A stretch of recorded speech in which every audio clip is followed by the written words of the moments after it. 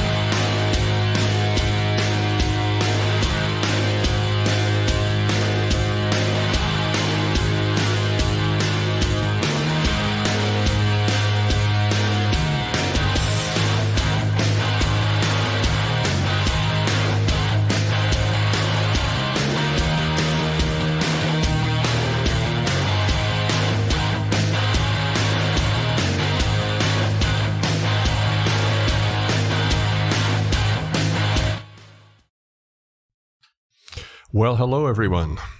Nothing like cutting it close, right? As my coffee's dripping, I'm going faster, faster, faster. How are you doing today?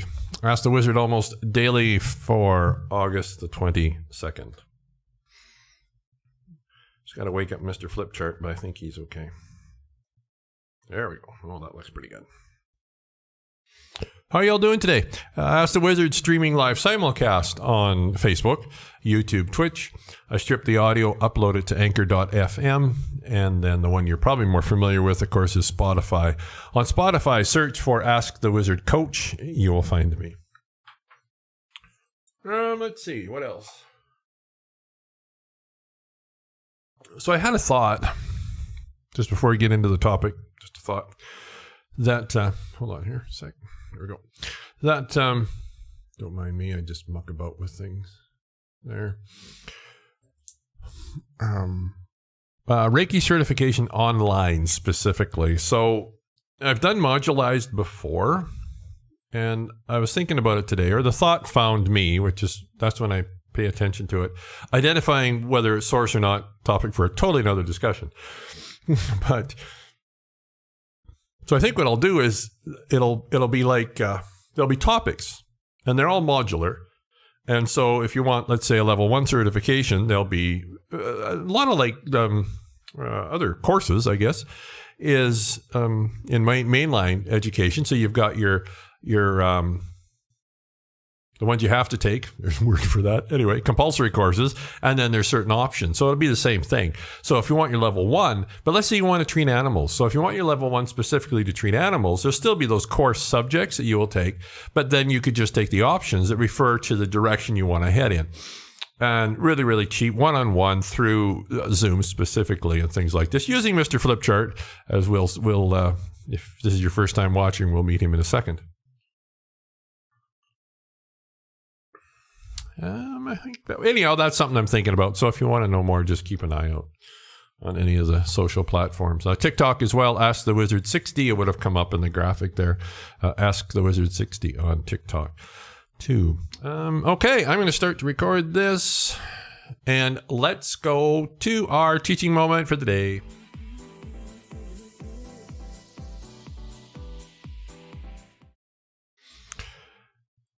What did I call it? Manifesting through vibrations, not logic, which, I mean, isn't entirely accurate, but it's going to work for our purposes here. Actually, it's not accurate in a lot of ways, because the way it's sort of framed is that this vibrational thing contrasts with logic. And actually, it doesn't. It's just that like our logic or understanding, it's always evolving and growing as we choose it to be and we work on it, or allow it to be is another way to look at it. I often think of it in math class. I always liked math class. So when you first started out in math class, the number line started at 0, right? And went into the plus. That was it. So with your understanding, there was no such thing as negative numbers. Now, of course, we know there are, but at that level of understanding, that was it. Of course, then the level of understanding, or our logic, increased through learning and things like this. And then we discovered, oh, well, a number line goes into the negative as well. Now, and then it makes perfect sense for there to be negative numbers. But until we had that level of understanding, that was just stupid, right? I mean, numbers started at 0, right? And that's the same thing with this. And that's one of the reasons that geometrics is so effective. It's based on understanding, not memorization. So when your understanding increases, all of a sudden your logic increases, and all of a sudden those things that may have seemed really, really stupid, all of a sudden you go, oh, okay, well now that makes perfect sense. And that's my goal for today. All right, Mr. Flipchart, here he is. Is he working? Oh, sure he is. Okay, let me do this. Take this stuff off. Bracelet so it's not clacking and clacking all over the place. There we are. Okay. This is you. Oh, yes, we want to stay in pen mode. Thank you. Any of you that have been to the classes or anything like that will be familiar with this. This is you, or I call it your I am, your soul, your spirit, however you want to say it. This is your external world. I've done a teaching topic not that long ago that used a similar map. We're just sort of looking at it, focusing on a different area of it. So your external world, right? The world of your five senses. I'm going to put this down here. Then there's your internal world. Your internal world is, for our purposes here, I'm just going to use one word, thoughts. But I'll maybe spell it right. This is five senses. Okay. This is thoughts. So there's a flow that happens, and I've talked about this a lot, but there's a flow that goes, you have information that comes from the external, it goes through your thoughts, and then you perceive it.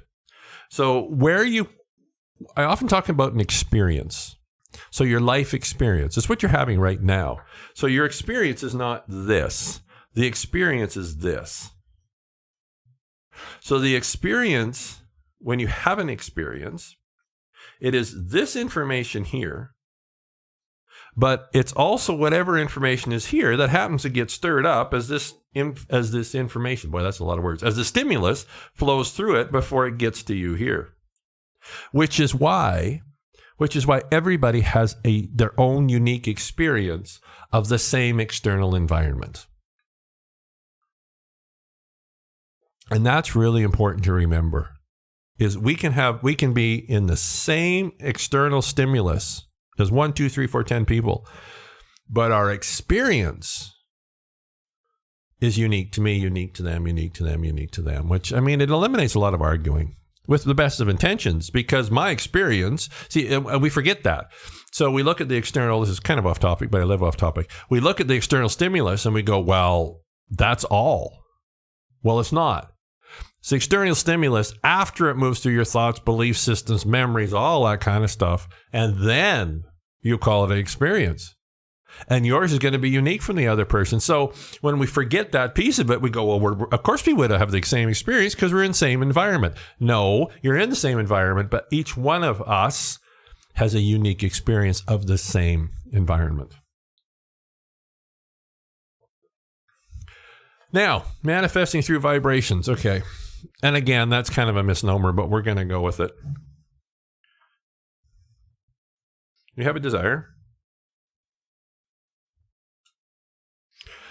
And you want to take that desire and move it through into here. So you use the techniques. I mean, I've got the Manifesting Abundance course, the 5-step course. The 5-step course is, first step is creating your perfect desire, which is desire, right? The second one is living it on the inside, so feeling it. Third one is managing the resistance, which is kind of where this fits into. Fourth one is taking inspired actions. And the fifth one is celebrating your victories. Okay, so let's go back. So you're moving it through here, and we want to see this show up here. Right? I mean, this is all good to have that, that inner, yum yum. I call it the yum yum factor, right? When you think about it, you daydream, you sort of fantasize, oh, that feels really, really good. Yes. But we want to move it through to here. Now, here's the thing. More than likely, this and this are not going to be congruent, at least not right now. Because if it was, in many ways, you wouldn't have the desire in the first place. Right? I mean, desire is born from contrast. What is contrast? Contrast is the external information after it comes through your belief systems, thought processes, all that kind of stuff, is different than what you would like it to be. If you didn't have contrast, you wouldn't have desires. That's really good. Right? If you didn't have contrast, you wouldn't have desires in the first place. You would be pablum, right? Okay. So we're doing our process here. Let's rid of these guys. So we're doing our process, again, moving it through to here. As you do that, as I said, this and this, they're not going to get along with each other very much. And this is where, this really does fit, I would say, in step 3, which is managing resistances. And so what's going to happen is this information is going to come in here. Your desire is coming here, right? And here is where the contrast lives, right? And so often what we do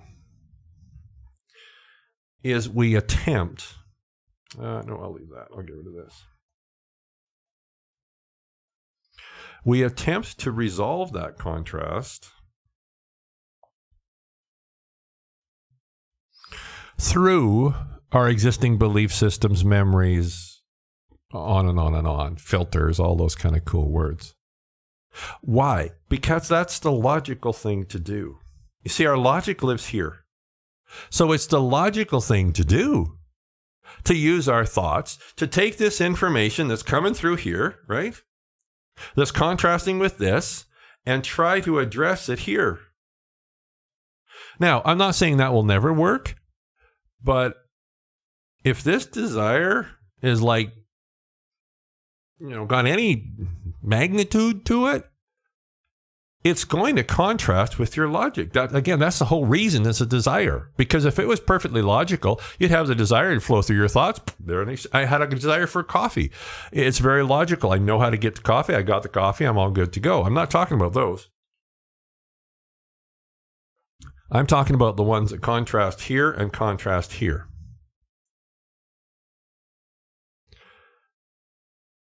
So here's your desire, and here comes this information. And it's contrasting here, and again, contrasting against this. Okay, so now we know what's going on, right? So I've got this desire. I want to see it out here. I'm not seeing it out here. I've got this battle in my mind because my logic is saying it ain't happening. And then my logic says, let's figure out how to make it happen. And usually your logic says, screw it, I don't know how to make it happen. And then you quit. That's logical problem solving. And again, I'm not saying that we never use that, but in cases like this, it doesn't really serve us because our logic isn't big enough. Where it's a wonderful tool, but we're using it in the wrong application in so many ways. Here's your to-do, if you want to call it that. Okay, we're going to get a new screen. All right. This is you. Okay. This is your external world. Whoa, that was terrible. This is your external world. Let's see. What do we got to do here? This is kind of a new one for me. This is your I am, your soul, your spirit, your higher self. We'll do that. And these are your thoughts. Right? Remember, this is kind of where we notice the most of the contrast. Yes, it comes in through here, comes in through here, but this is where, because your desire is here and your logical thoughts are here and the two just aren't getting along, right? Okay, so this is what we're going to do.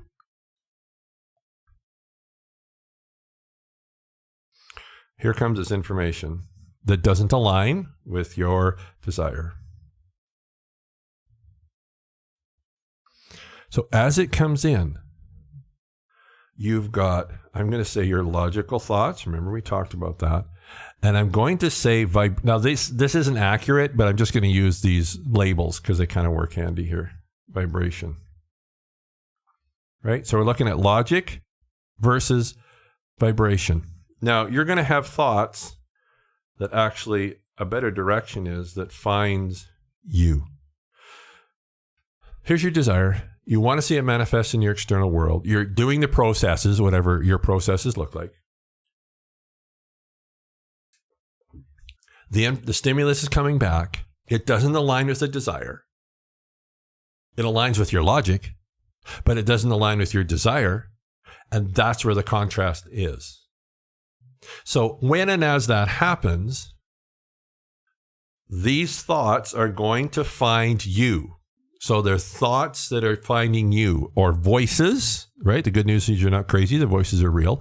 Or voices that are speaking to you from a logical perspective on why it's not working, how to fix it. And you see, the thing of it is our mind, not that there's anything wrong with this, is a problem solver. Our logic is a problem solver. But in this case here, it doesn't serve us well. Why? Because whatever you're thinking here, especially if you think on it for any length of time, is going to set up, here we are, a feeling in your body, a vibration in your body. So the logic, the voices that are coming to you are setting up a vibration in your body that does not align with your desire. See, that's the thing. It doesn't align with a desire. It aligns with can't happen, won't happen, don't know how I'm going to make it work, really, really hard, on and on and on and on. So these thoughts coming to you create feelings in your body that don't feel good. They don't align with your desire. They're very logical, but they don't align with your desire, but they make sense. Here's the challenge. And yeah, it's a challenge. I think in many respects, it's one of the biggest challenges. Is you're not going to focus on those thoughts coming to you. You're not going to focus on the logical thoughts. You're not going to focus on the thoughts that looking at the stimulus coming into you, it's a very logical observation, conclusion, pick your words to take. You're not going to focus on those because it's setting up a vibration in your body that doesn't align with your desire. And that's the key. You choose the desire. This is straight out of Esther Hicks' book. You choose the desire and you line up with the desire. When you're doing it from that logical perspective, you're not lining up with the desire. You're lining up with everything else but the desire. You're lining up with the desire is not going to happen. The desire, again, can't happen, difficult, all that kind of stuff. And this is where, at least initially, you're going to have to fight your logic until your understanding increases to where it makes all the sense in the world to do this. What you're going to do is you're going to use your voice. Remember, these are the voices coming to you. You're going to use your voice, your inner voice, or even your outer voice. And you're going to, hey, Tanya, how are you doing? My schedule this was supposed to happen at like 4:45, but I went over to visit Mother and I stayed too long. The short story, she's doing well, but I stayed too long. Anyway, so you're going to not listen to those logical voices. Yes, it's a hell of a lot easier said than done. What you're going to do is you are going to choose to create thoughts that align with your desire. Right here, there's thoughts that don't align with your desire. They make they're logical, they make sense, I mean, all that kind of stuff. These are thoughts that do align with your desire. And at least initially, well, thank you. Oh, dear. I appreciate that. Tanya said, because you're a good son. Well, thanks. And Shauna's a good daughter, to be sure. It's the two of us. So it won't make sense, at least initially, because logically, I've got the desire. This is the information that's coming back to me. It doesn't align with it. So logically, I'm going to think these thoughts. These thoughts will be just naturally generated from that contrast, and they're going to find you. And here's the thing, discern, like look at the thoughts. And again, believe me, this is easier said than done. But you're going to look at the thoughts and you're going to ask yourself the question, does this align with my desire or doesn't it? I don't care whether it makes sense or not at this point. Does it align with the desire or doesn't it? Or do they align with the desire? Or don't they? Are these two getting along or are they not getting along? If they're not getting along, you're putting yourself in this vibrational place that is not aligning with the manifestation of your desire. And that's the key. It again, initially, and even when it makes sense, it's still a challenge to monitor your thoughts. And if that thought aligns with the desire already being here, right? Already here, already done. If that thought aligns with that, then focus on the thought. But in this case here, it's probably not. which puts you in that vibrational set point that it's not going to bring it here. See, even if you're trying to solve the problem, your logic will say, okay, maybe we need to do this, maybe we need to do this, because your mind is this problem-solving machine. It works really well in a lot of cases, not here. Because it aligns with your logic, your current level, your current logic, your current level of understanding. And so it's going to try and solve it, but it's using the existing level of your understanding or logic, which is not enough to manifest your desire. That needs to expand. You need to retrain it. And how you retrain it is, okay, if it doesn't, then what I need to do is I need to choose thoughts that align with the desire. All right? Did you see that? I'm going to do that again. So this is really cool.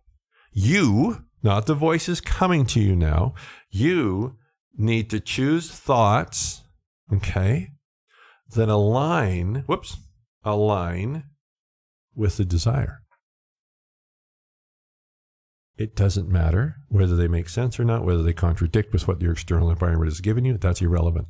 Your job is to choose thoughts that align with the desire already being here. You're already there. It's already here. Is the thought that I'm thinking, does that resonate with the desire is already here? Chances are it probably won't. So now your job is to try and get out of that conversation. They're still going to yatter away, but you can choose thoughts. They're not going to make sense. They're not going to appear logical. At least they'll contrast with this, right? You're going to choose thoughts that would align with your desire already being here. And the purpose of this is to have it come down to here. And now you get the feeling that feels good or pleasant. Again, this is easier said than done. But think about this. Whoops, don't need all that stuff. Here's the process. Here's comes this information that aligns with your logic, but doesn't feel good. Your job is to ignore that for the most part. Your job is to choose thoughts that align with the desire already being here, right? Already being here, that align with the desire, that feel good. Because if you're feeling good or a little less worse, right? I mean, some days we're wind beneath our wings, other days we're dragging our butt in the concrete. But if those thoughts, and as those thoughts feel good, now you're putting yourself in that vibrational set point that the desire is already here, even before it shows up here. It takes some work, and it still takes some work for me too. But to go, it's a vibrational process, not necessarily a logical one. And again, that's not 100% accurate, but for our purposes here, it works. The manifestation of your desire is based upon the vibrational set point or the range that you consistently, we're not always going to do it, right? We have our good days, we have our other days. It's going to depend on the thoughts that you're consistently thinking that align with your desire as though it was already here and that feel good. That's the process that you're looking for. And when you understand vibrational mechanics, then yeah, it does make all the sense in the world. Because my logic that looks at it's not working and it's going to be difficult or try and figure it out, it puts you in the vibrational set point that's not already here yet. Because if it was already here, your logic wouldn't be trying to figure it out, right? See, that's the thing. Desire already here. So if your mind is trying to figure out how to get it here, your vibrational this is really good. Your vibrational set point is it's not here yet. Right? If your mind is trying to figure out how to get it here, your vibrational set point is it's not here yet, which is very logical. But that's not how we manifest things outside of our logic. That's growth. That's evolution. But when you think thoughts that align with your desire already being here, then that feel good, now you're putting yourself in the vibrational set point of that it's already here. Right? The first one is it's not here. That's the vibration you're radiating out. It's not here. Yeah, but I'm trying to figure out how to get it here. Don't care. You're in that vibrational set point. It's kind of like if I was looking for this bracelet, right? So the only reason I would be looking for the bracelet is if I didn't have it, right? So I'm looking for the bracelet. Yeah, I'm trying to figure out how to get my manifestation here. Yes, which means I don't have my bracelet. Otherwise, I wouldn't be looking for it. What we're looking for is bracelet on. Wow, that's a nice bracelet. I really like it. I like the way it feels. I like the colors. I like the shape. Because I already have it. Puts me in that vibrational set point of I already have it. And this is the trick. I choose that vibrational set point even though it currently isn't on my wrist. And as you do that, your logic will expand, and then the step or steps that will naturally flow from that until it is on your wrist will find you. You wouldn't be trying to solve a problem if there wasn't one. You wouldn't be trying to find something that was lost if it wasn't lost. And in vibrational manifesting, we are choosing to assume that position that it's not lost, it's here. That I'm not trying to solve a problem because there never was one. We're not ignoring that currently I can still see it or not see it. But we also understand the mechanics of manifestation and to let go of what is and focus on what we desire. And then the desire becomes what will be in very powerful ways. This is really good. Thanks for tuning in, guys. Let's see. Anything else? I think we're good. Thanks for watching, everyone. Share. We are all in this together. And I will see you on the web. All right. See you guys.